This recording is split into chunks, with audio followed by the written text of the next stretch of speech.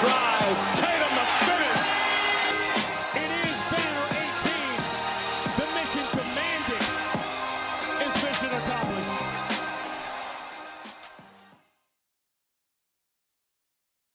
What's up, everyone? This is Noa Dalzell, and I'm here with another episode of You Got Boston live. This time, it's been a while since I've done a live episode. Wanted to recap Neemias Queta and Portugal's loss to Germany, which means that their really impressive EuroBasket run has come to an end.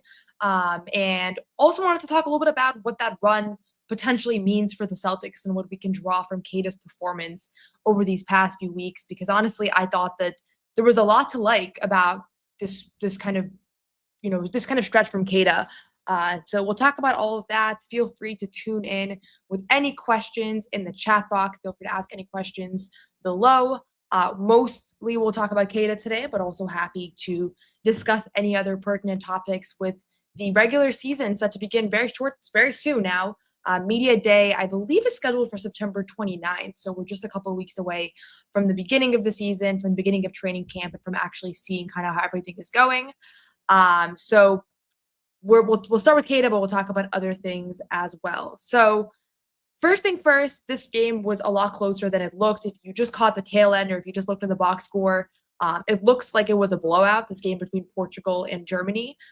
This was the first elimination game that Portugal played in this tournament. So this was the round of 16.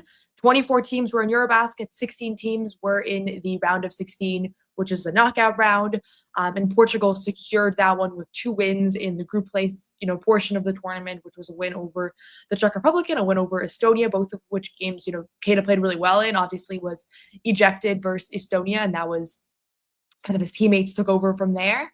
But for most of this game, Portugal was either winning or was right there, despite the fact that Germany was severely favored to win and are headlined by a bunch of NBA players, Daniel Theis, Dennis Schroeder, Franz Wagner, who was awesome in this game. And this is an NBA team, Tristan da Silva, their entire starting 5 is NBA players. And this is a team that also won FIBA just a couple years ago. They're routinely in the mix for titles and all of that. So, they were heavily favored to beat Portugal, who actually has never even won a EuroBasket game until this year and had never made the knockout rounds before either. So this was, 2 very different situations for 2 teams coming in.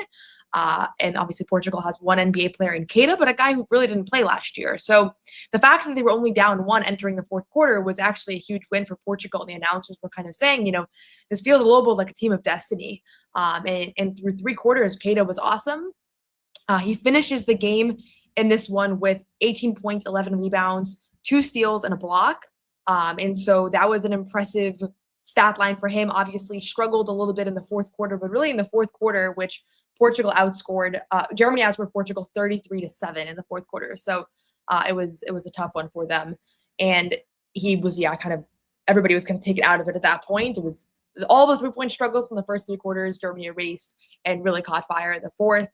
But through 3 quarters, Queta was one of the best players in the game, if not the best player, and was a big part of why Portugal was still in this one. And there's a lot of specific things that he did in this tournament that I found to be really impressive. So we'll talk a little bit about kind of what those things are. But really, this looks like it was an absolute blowout game. But at the same time, I think Germany probably felt confident they were going to pull away, and they were able to do so. And it made me think a little bit about how Joe Mazzulla often talks about 3-point variance. And if you're, 0 for 12 from 3 in the first half, you're probably going to make some threes in the second. And this is really what this was, because Germany is a good 3-point shooting team, and they caught fire in the fourth, which kind of made up for a lot of those struggles from the first 3 quarters. But this was a great run for Portugal. I think people are really, Portuguese fans are probably really excited from what I'm seeing about this run and about the fact that this was their best EuroBasket ever, and about the fact they have several promising players. And I think a lot of people are really excited about Neemias Queta and what he could bring to the Celtics next year and kind of where he goes from here. So through 6 games, Queta finished with 15.5 points per game, 8 rebounds, and 1.7 blocks. And these averages were slightly hurt by the fact that he got ejected in one of those 6 games, so he didn't play a full game. There was a couple other games, Serbia, Turkey, that he didn't play as much when the game kind of got out of hand. But this was a strong run for him, and I think the stats tell you one piece, But actually watching, and I was able to watch all of his games, and it was actually really nice to have some live and NBA player basketball to watch. You could see that his game has grown in a lot of areas. So for one, he hits 2 threes in this tournament, which is not like a ridiculous amount. He had one in the opener and he had one today. But there was, something to be said about the fact that he even took those shots. And obviously to see if you go down, he's never hit a 3 in the NBA before. That stood out to me as just a new kind of evolving aspect of his game. I don't think Queta is going to be like a high volume 3-point shooter in the future. But I do think that there's something to be said about the fact that the Celtics lost multiple 3-point shooters this season. Obviously, Drew Holiday was a big part of their kind of like off-ball shooting. Al Horford has been somebody that teams have had to respect from the outside, and if they don't, he's made them pay historically. And so you lose those guys. You lose Porzingis, who's probably the number 1 3-point loss on the team, and we've seen in this tournament just how effective Porzingis has been from deep. And Queta is not going to fill that, but you do want to make sure that some of these guys that are going to be playing increased minutes are at least threats from the outside. And obviously, Luke Cornett was the one guy who really didn't have the green light on the Celtics and played a role that was very specific. And I don't know if Queta is going to play more of that role, kind of a playmaker, a connector on offense as Cornett was, or if they're going to want him to be able to kind of take some threes when he's open, or maybe a little bit of both. But his shot looked good, and it wasn't just the threes. I think there were moments that from mid-range that he was kind of looking for his shot. He had a nice soft touch. He was very efficient in this tournament. And again, while this is EuroBasket and you're not in an NBA game, and the level of competition is lower and all of that, there were a lot of really good bigs in this tournament. And Portugal had a tough group. He played Jokic, he played Alperen Sengun from Turkey. Even in this game, Daniel Tice is a great EuroBasket player who obviously has had a nice NBA career as well. Kristaps Porzingis against Latvia. I thought he had some really nice moments against Porzingis. And so obviously his better games were against the ones where he wasn't matched up with like all-star NBA bigs. But at the same time, this stat line that you're seeing here, 15.5 points, 8 rebounds, and 1.7 blocks, is a stat line that was played against NBA competition. That was what this was throughout this tournament. So yeah, I think that was, just his offensive versatility was on display at a much higher level than we've seen. I mean, they were running post-ups for him. He had some impressive finishes. He had some tough finishes that I was like, okay, that's not a shot that he's going to take on the Celtics. Like, this is not a good enough look. But the Portuguese guards really struggled in this game and for much of this tournament. And so sometimes it was the best shot available for Portugal. He was able to draw free throws. He had some free throw struggles in this tournament, but today he was efficient. I think he finished 7 of 9 from the line. But he was really great about absorbing contact and playing a very physical brand of basketball. And I think that's what you're going to see from him with Boston next year. The rebounding, obviously, on display. I think that's probably his most NBA-ready skill, is both offensive and defensive rebounding. But especially on the offensive end, I think that there was a lot to like about just the way that he was hunting the ball. Played super, super hard, which doesn't really stand out because in EuroBasket, when your life's on the line, everybody's kind of playing hard. But I think that's a strong energy and something that I think will be transferring over to his play in the NBA as well. So again, it wasn't all perfect. Like, there were moments where I felt like they went away from him a little bit. He had a couple of tough moments in this game in particular. Someone here is asking, did you look up his plus minus? He had like the worst plus minus on the team. He was a minus 33, I believe. But again, if you watch this game, it was pretty clear what happened. It was a fourth quarter onslaught. So anybody that played the entirety of that fourth quarter, that was not going to reflect well in their box score.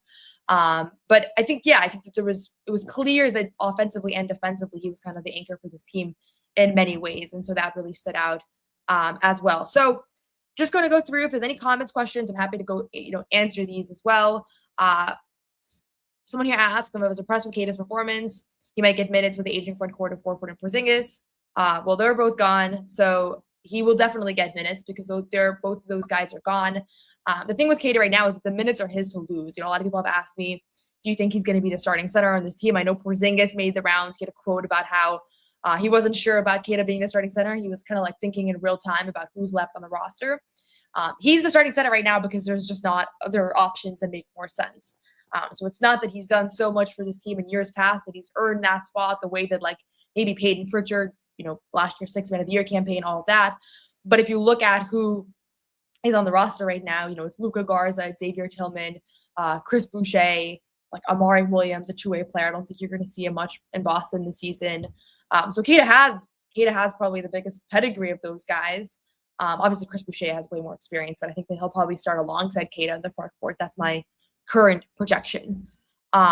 Something else that I liked about Queta's performance today was actually really across this tournament is that I feel like defensively he showed different moments and skill sets that I do think are going to transfer really well to the NBA. There's rules that are different, the way that you're able to kind of, I don't want to say goaltend, but you're able to kind of hover around the basket you can't do in the NBA. And I think that he's one of the guys that gets penalized by that. I think it would be better off for him if he was kind of able to do that.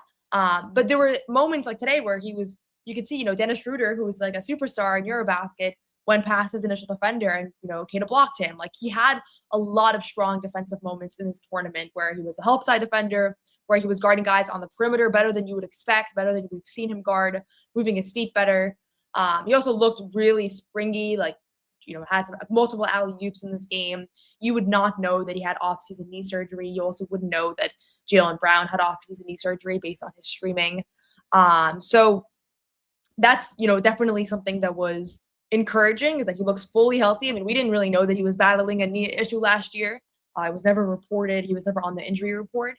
But the fact that he had off-season knee surgery means that he was somewhat hampered by that. So quick message from our friends over at PrizePicks, and then we'll talk a little bit more about Queta's tournament, Queta's run, and what else we can expect from next season. PrizePicks is the best place to turn your sports knowledge into cash. With millions of members, PrizePicks has made daily fantasy sports accessible to all. You just pick more or less on at least 2 players for a shot to win up to 2,000 times your cash. Run your game all season long on PrizePicks. PrizePicks is the best way to get action on sports in more than 30 states, including California, Texas, and Georgia. PrizePicks is the best place to win cash while watching sports. Join millions of users and sign up today. On PrizePicks, you can mix and match player projections from different sports, combine your favorite basketball players with players from baseball, hockey, esports, and much more. PrizePicks invented the flex play, which means you can still cash out if your lineup isn't perfect. You can double your money even if one of your picks doesn't hit. Make your picks in less than 60 seconds and turn your sports takes into real money all season long on PrizePicks. Download the app today and use code CLNS to get $50 instantly after you play your first $5 lineup. That is code CLNS to get $50 instantly after you play your first $5 lineup. PrizePicks, run your game. So overall, I do think that if you're a fan of Portugal basketball, or you're a fan of Queta, you were happy with what you saw in this tournament, and there is no shame in losing to Germany, even in a game where you obviously had to win. Germany was blowing everybody out in the group stage round. They were undefeated entering today. Obviously, they won the gold medal just a couple of years ago when the U.S. didn't even play. So they have a lot of talented players that have been playing together for a really long time, and they just caught fire in the fourth quarter in a way that was kind of insurmountable. And I didn't think that Queta's kind of inability to be physical, or it was really him that was a weakness for them. It was more the guard play, like they just couldn't hit anything from the outside. And at the same time, those are the same guards that got them here, because when Queta was ejected, it was Lisboa who had some big plays in the fourth quarter that kind of propelled them to the spot to begin with. So overall, I think you have to be encouraged if you are Portugal, if you are Queta, and kind of what you saw in this tournament this time around.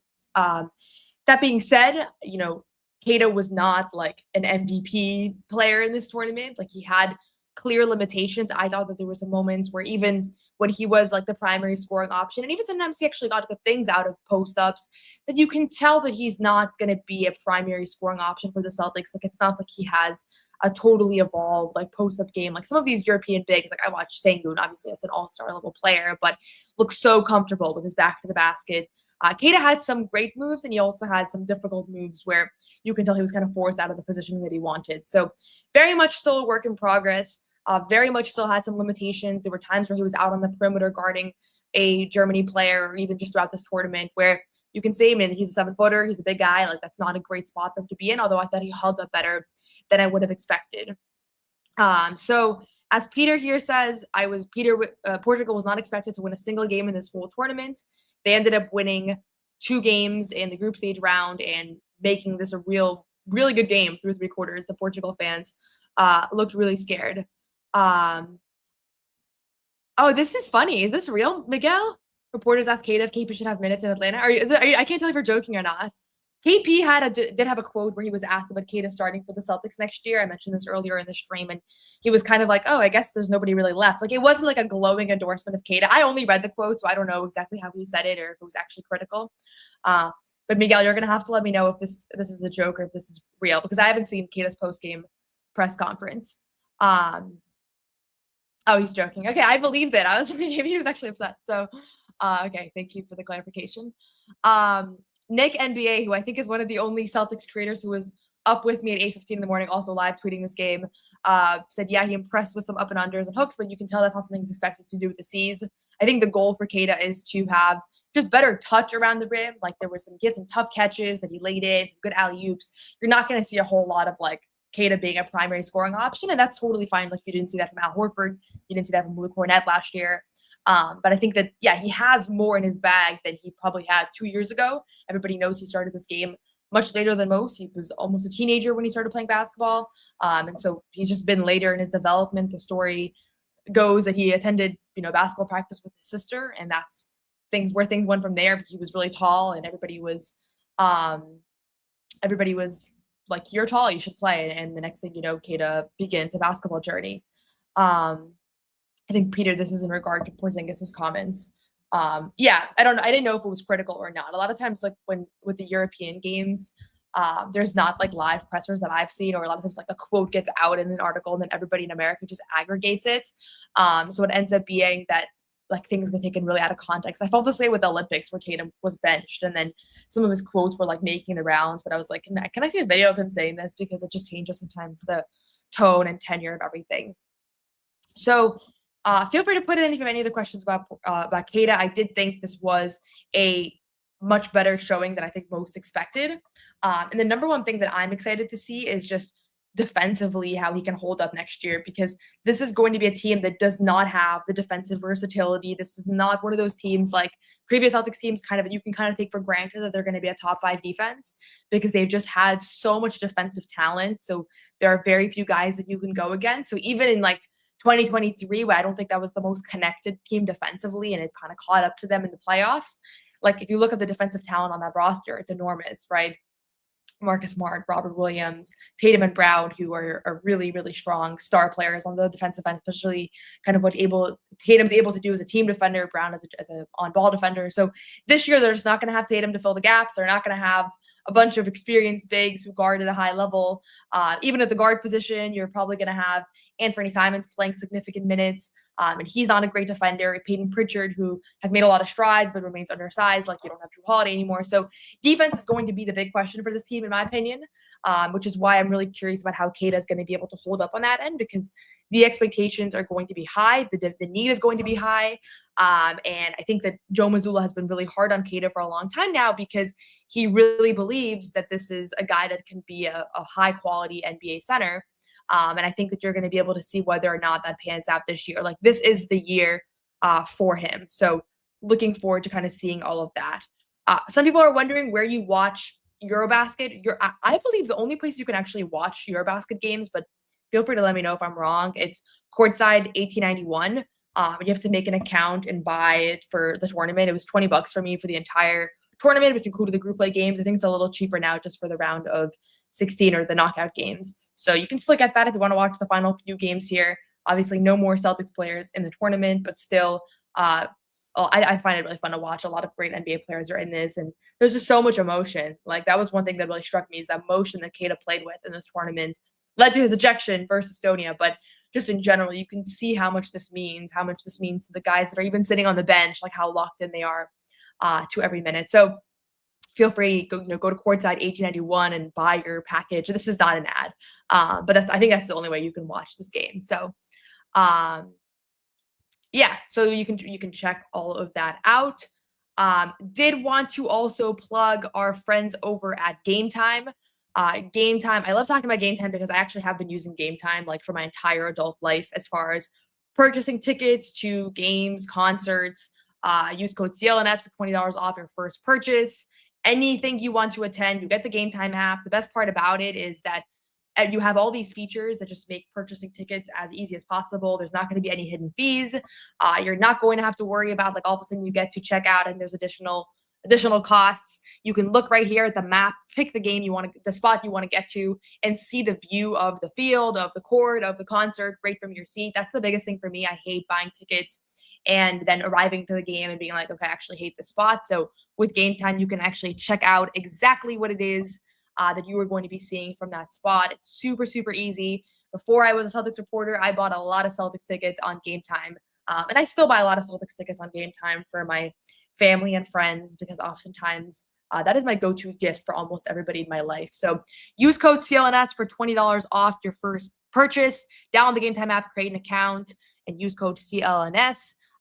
Terms apply. Again, create an account and redeem code CLNS for $20 off. Take the guesswork out of buying college football tickets with GameTime. Patriots begin this weekend. You can get some Patriots tickets. I've never been to a football game, but that is one of my goals to go this season. So swipe, tap, ticket, go. Download the GameTime app today.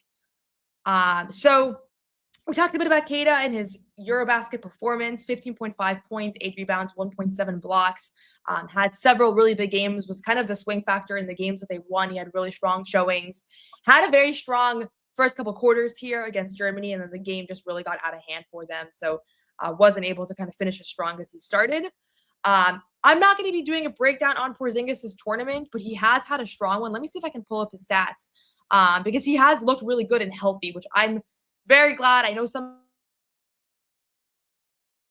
Celtics fans have been frustrated to watch Porzingis because they are like, why could he do this for us when we really needed him? But Porzingis, at the end of the day, you know, his health comes first. And I was honestly like, as someone who knew him, got to know him last year, it was hard to watch him struggle as much as he did.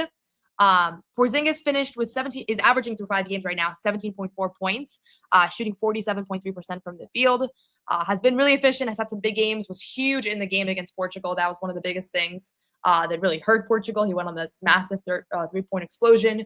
So he's looking healthy, he's looking good. We'll see how Latvia fares in this tournament. Maybe I'll root for Latvia the rest of the way since I don't really have many strong ties to any of the remaining players. But I think that's you know, an interesting storyline here because obviously it was really, really hard to watch how much Porzingis struggled in the playoffs, especially against that Knicks team.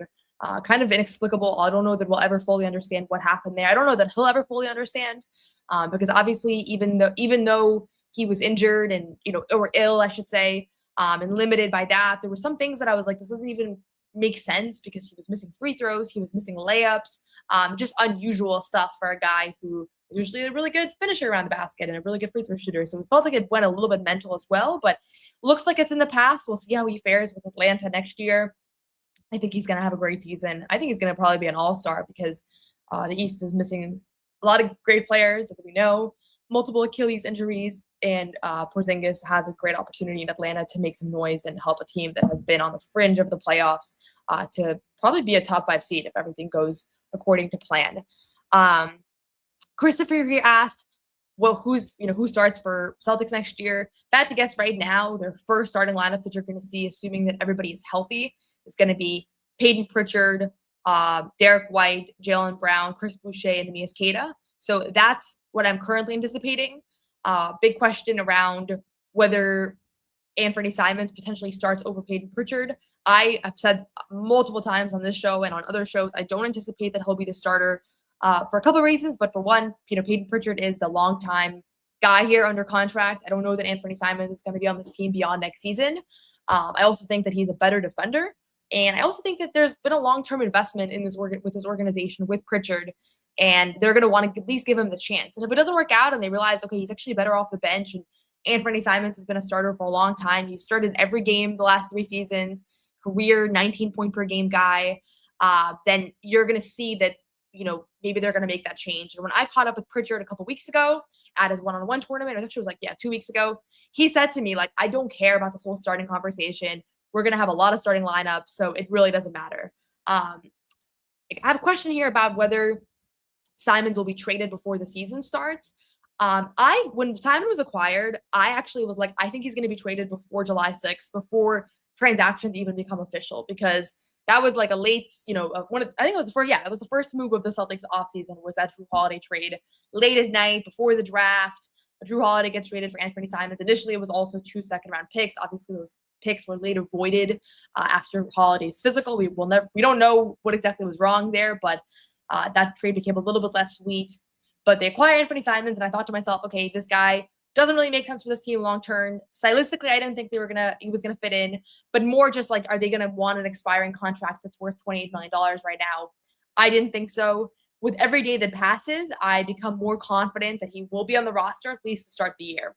So if I had to put a percentage, again, this is totally speculative, but I would say there's a 25% chance that Anthony Simons will be traded before the season starts, simply because at this point, the season is less than a month away. September 29th is when things will get started. So, that's media day. Obviously, you can have trades up until then when the season starts as well. Robert Williams and Malcolm Brogdon were traded literally, I think, the day before media day a couple years ago. So it certainly happens. There was circumstance there, like, Damian Lillard finally getting traded was what sent Drew Holiday to Portland and then therefore kind of changed the circumstances. But things could happen because there are still some restricted free agents that haven't signed. So there are some things that are being held up that could change teams' needs and wants. But I think what's more likely is that a contending team that maybe loses a guy who is a primary scorer or something, and they want to contend right now, they might say, okay, you know what, now we'll take Anthony Simons because he's a bucket. We know that he is. That's what he's proven to be.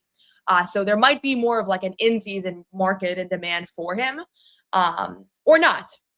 Maybe he just finishes out this contract with Boston. Maybe he ends up being totally awesome, and we've all been sleeping on him, especially me, because I know I've gotten some flack for saying that I don't really see him long-term in Boston. It's nothing personal against his game. I've heard really good things about him, for the record, from talking to people from Portland, some people that have played and coached with him. So that's where I'm at right now. I think he's probably not going to finish the season, probably not going to finish the season with the Celtics, but probably will start just because of time. I was starting to think Georges Niang was going to stay with Boston. In fact, the day before he was traded, I set up an interview with this high school basketball coach, and I was going to do a profile on him, like coming back to Boston. And because he's from Lowell, and then he got traded literally like hours after I confirmed that interview. I had to email his coach being like, never mind, we don't need to talk anymore. So just as time passes, it becomes less and less likely. I'm going to use this opportunity. Thank you, Nick. I'm going to use this as an opportunity to plug. I have regular contact still uploading every week on You Got Boston podcast. I know this is a lower interest time for people, for Celtics as football begins and Red Sox are heating up and everything. But check out, I had an interview it was this week with Jeff Twiss, the head of Celtics PR, who has been with the organization for 45 years. This is the kind of thing where I really want people to check out this interview. I normally don't plug like one episode so much, but it was really an interesting conversation. He's the last remaining Red Auerbach hire. He's going to be inducted in the Basketball Hall of Fame today. So check out that episode. It's the most recent You Got Boston episode right before this. You can check out all of our content on CLNS. We have a ton of podcasts that are regularly still uploading new episodes, new discussions all over any news that breaks. Turn on the notifications for CLNS Media. You can subscribe to my YouTube channel, You Got Boston Podcast. I also had an interview with Peyton Pritchard like about a week and a half ago. You can check that out. That is also an episode on You Got Boston. So we've been cranking out content despite the fact this is probably like the lowest point of the off season. A lot of people wonder, like, how do you cover the Celtics year round? And while I also cover the WNBA, so that keeps me busy, there never really ends. Like here we are right now, Saturday morning, and I got up at 8 o'clock to watch Neemias Queta play with Portugal. There's always something going on. So check out those episodes. Check out our other episodes, our other podcasts on the network. Feel free, if you have any suggestions of people you want me to interview in the next few weeks here, my DMs are open. So feel free to reach out if there's somebody. Jeff Twiss was actually a very highly requested interview. So we were able to get him. Hopefully we have a couple more players and personnel coming up in the coming weeks here. So we'll see how all of that goes. But media day, September 29th. So that is just over 3 weeks away. Very excited for that because honestly, as much as the offseason's fun, it's fun to watch basketball games all the time, and it's fun to be at TD Garden all the time. So I'm personally very much looking forward to that. I think the biggest thing that I'm curious about is just like in the past, we've had a very clear understanding of like, okay, the Celtics are contending for a championship this year. Can they get over the hump? Can they finally do it? Or now, last year was, can they repeat? But there was no question around like, are they going to be one of the top teams in the league? Like that was inevitable. really for most of the last 7 years, with a couple exceptions, and definitely for my 2 years on the beat. So I'm excited for this year out of like curiosity. Like, is there a chance that this team is one of the worst in the league? Is there a chance that this team is actually the best, surprise team of the Eastern Conference, and they're actually the 4th seed? Like, that's possible. And that's an intriguing spot. It might get very quickly not intriguing. Like, it's very possible that after a few weeks, this team actually just can't put it together. And all of a sudden, like, we're all like, okay, this is a full-blown tank, and let me start studying the prospects for the upcoming draft class, because that's typically not an area of strength for me personally, or the reverse. And I've already said, I've caught up with Jaylen Brown multiple times this summer. I talked to Pritchard a couple weeks ago. Every conversation that I've had with the Celtics player this offseason, there is a very high level of confidence entering next season that they're going to surprise people. I love the quote that Peyton Pritchard gave me, and that's, this year they're going to prove that they are still that team. And nobody feels that way. People were laughing at it when they saw it. And maybe it will end up being laughable, but at the end of the day, there is something to be said about the fact that these are NBA, stars, high-level players, and they got here because they were confident, right? If they didn't believe in themselves, they wouldn't have gotten to this position. Peyton Pritchard is a perfect example of an undersized player that probably has no business being in the NBA. So they believe in themselves. They believe they're going to prove a lot of people wrong. When all the preseason projection articles come out from ESPN and The Athletic and all those sites, we're going to see the Celtics ranked towards the bottom of the East for the most part. And I think that that's going to be a chip on their shoulder a little bit, and it's going to fuel them a little bit. So we'll see about all of that. Shroom here says, I should try to get Simons on. That would be awesome. I would love to get Anthony Simons on. I think he'd be difficult because I'm sure, especially if he's on the trading block, I'm sure the Celtics don't want him necessarily talking. I will say he never did an interview. He has yet to do any sort of interview with the Celtics. Not a shock. Like, Kevin Durant still hasn't done his introductory press conference, and obviously he's not getting traded. But there's been not a lot of content from like Celtics social media either. Like, he hasn't been at the Auerbach Center. We talked to like Luka Garza and Josh Minot at the halftime of one of the biggest summer league games, and he did not. George Niang was at that game too, and he did not speak with us. And I kind of made a mental note of, okay, they didn't give us Niang, and they did give us Luka Garza and Josh Minot. Obviously, Niang gets traded, so I don't want to say like because he hasn't spoken that he's going to get traded, but that's part of why I think there's still a good chance, is that there's just been very limited content around him, and I think the Celtics are not. They haven't really talked about him publicly on social media or anything as like a big part of their long-term future, considering the caliber of player that he is and like the production and all of that. But I would love to talk to him regardless. And I have heard some good things from people in the organization who are very excited about him being in Boston next year. So I think that's it for me for now. Early Saturday morning here. I guess it's not that early anymore, but it felt early to get up to watch a EuroBasket game at 8 o'clock. My sleep schedule is, I live the NBA sleep schedule, which is waking up later than 8 o'clock. So feel free, any last questions, feel free to drop in the chat box. As always, thank you for watching. Subscribe to the You Got Boston podcast on YouTube, Apple, Spotify. Leave a review. If you leave a review on Apple or Spotify, that helps as well. I don't want to go down like the clickbait road, which a lot you have to kind of do in today's YouTube podcast economy. So I need like genuine reviews, referrals, all of that. But it's been awesome to keep this podcast growing and grow it over the last year. Just about a year of podcasting with You Got Boston. Today, about 2 years of covering the Celtics, 1 year full time. So it's been a lot of fun to reflect on all of that. But everybody enjoy the rest of your weekend. There is more EuroBasket games on all day and for the next week or so. And we'll be back with some more coverage. I have an episode next week coming out about the main Celtics. I know some of you are excited about that. Some of you probably are going to skip that one. But we have some intel on who might make up that roster. So check that out, what the two-way situation is going to look like. Subscribe, as always. And thank you so much for tuning in today.